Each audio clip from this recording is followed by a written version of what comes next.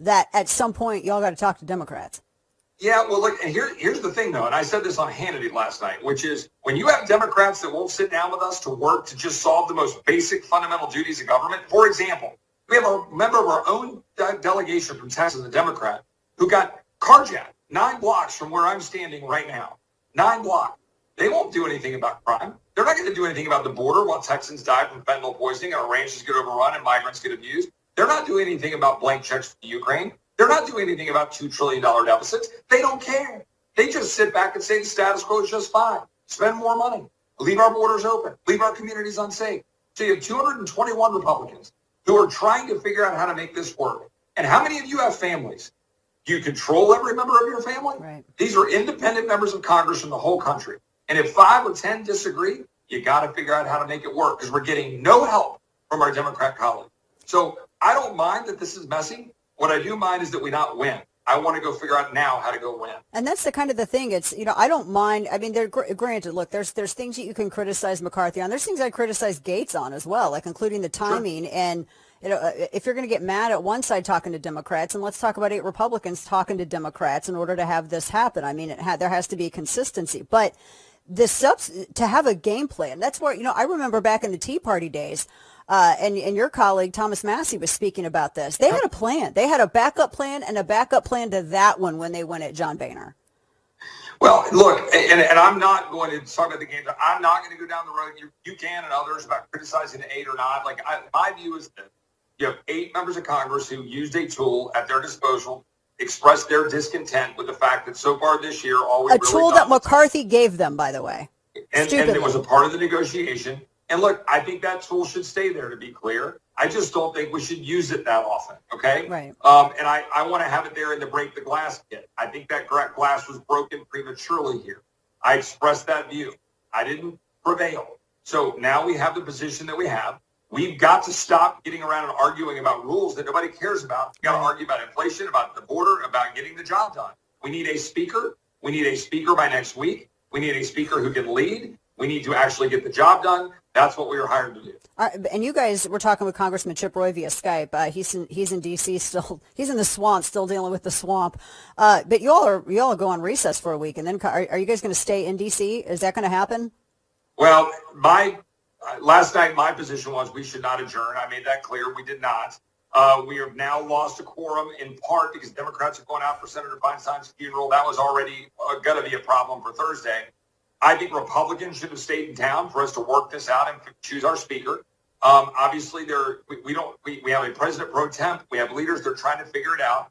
Right now, what I believe is going to occur, we're probably going to adjourn tonight because there's no reason to have staff have to sit here through the night while we're not voting because we can't vote if we don't have a speaker. So I think we're going to adjourn until through the holiday, but I think Republicans need to do our job so that when we come back in next week, we're ready.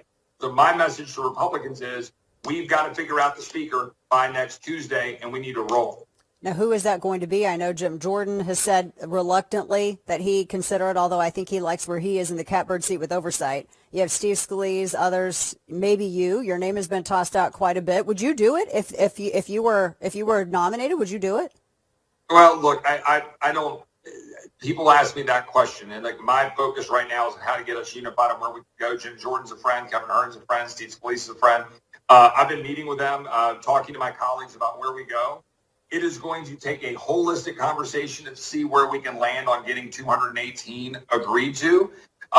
Jim is somebody that has been with me in my corners since I came in and founding member of the Freedom Caucus and, running judiciary, and we're on the Judiciary Committee together. And, I've known Steve and Kevin both a long time. So I'm not taking a public position yet.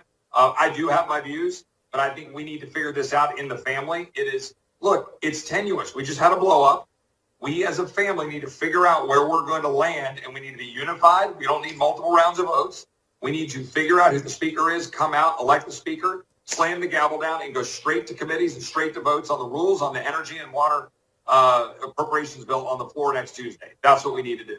And then, of course, you're aware the coming market news for the market's not going to be good on Friday. And obviously, we're all anticipating Democrats are going to try to blame Republicans for that. Republicans went into this week, as you know, 14-point lead in a new Gallup survey showing that most of Americans support Republican direction on economic policy than Democrats. The majority of Americans believe that the Biden family is guilty because y'all been doing a really good job with the impeachment inquiry and messaging on this and letting everyone know.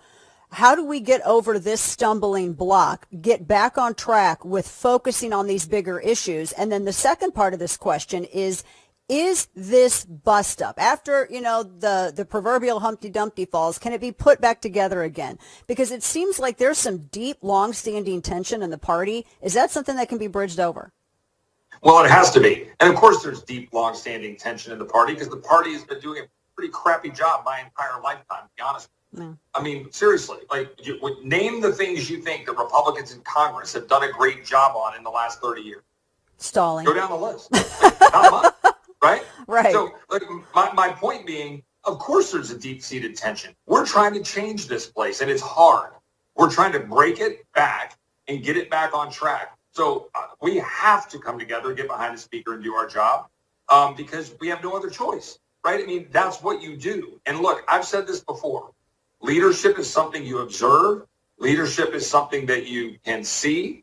Leadership is not something you run for. And that's the difference here. We need to make sure that whoever is in the speaker's role is a leader who is going to take this group and lead us to accomplishing our objectives, cutting spending, drive down inflation, and to show that we're going to do our job, secure the border of the United States, body check the blank check to Ukraine, and hold this government as accountable, both in the oversight and judiciary work, but also constraining spending by not funding this weaponized government at the levels that they want to fund. Let's constrain it. That's our job. That's a good point do that you those made. things, and we can go run next year. We need lawmakers who are focusing on tending to the people and not trending for them on social media. Correct. As to the CR, because I know obviously if we had a budget, and you and I've talked about this before, we wouldn't have all the CRs. The last bill that ended up being thwarted, that was I think it was the big reduction in spending, no Ukraine funding, prioritizing border security. Is it your belief that because we got 45 days, no less than that now, another shutdown? Is it your belief that we can emulate that with another proposal, or is that going to be harder for conservatives?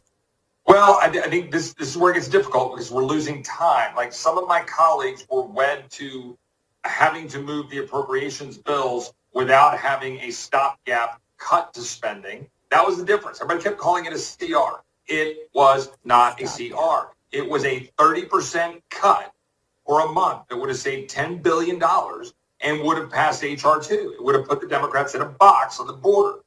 But we didn't do it. So we got what we got. And it wouldn't have been a play call. I voted against it. I told Kevin that I didn't support it, but I wasn't going to, rip his skin off for it because we didn't vote for the bill we should have voted for that we could have sent over to the Senate. So here we sit. You ask where we go. Well, time's ticking. We got to get the speaker selected. Then once that happens, we're going to have maybe a month left, right? Roughly. So you got to figure out then what you're going to do. I think a good path could be, as my friend Warren Davidson laid out, take the bills we've already passed with the appropriations bills, and then do the remainder as a continuing resolution haircut at the debt deal level or a cut in order to send it over there and say, guys, let's survive for another 30 days, figure out how to fund government that way, and then go through and deal with it. But I'll tell you this, I am not going to vote for $1 for Alejandro Mayorkas until we've dealt with the border and the triage in Texas. I'm just not going to do it. You can say that that's a pig-headed line in the sand, and I'll say, fine, that's what it is. I'm not giving him another $1 until we figure out how to secure the border, because Texans are taking it on the chin, and we can no longer do that. I think that's a great point. Honestly, it sounds like you got a lot of support from, I mean, Democrat governors and Democrat mayors that find themselves in a very awkward position right now. Even people like Pritzker in Illinois. Well, I got to tell you, I appreciate your fight, and I get your frustration with all of this too, because where you've always fought. You're honestly literally like one of 3 or 4 people in DC that's always been very consistent on fighting for constitutionalist principles on behalf of voters. And I honestly cannot say that of anybody else in DC. So whenever you and, Massey and even Mike Lee speak, I always tell people that's when you kind of got to listen, because, what they're saying here is true. And you've taken it on the chin a lot when you didn't need to. But just so you know that, just so you're trying to, you can move to a better negotiating position. So I know that that's a very humble position to take, and we appreciate your fight. And thank you for holding the line and being one of 3 people that we can look up to in DC. I appreciate that.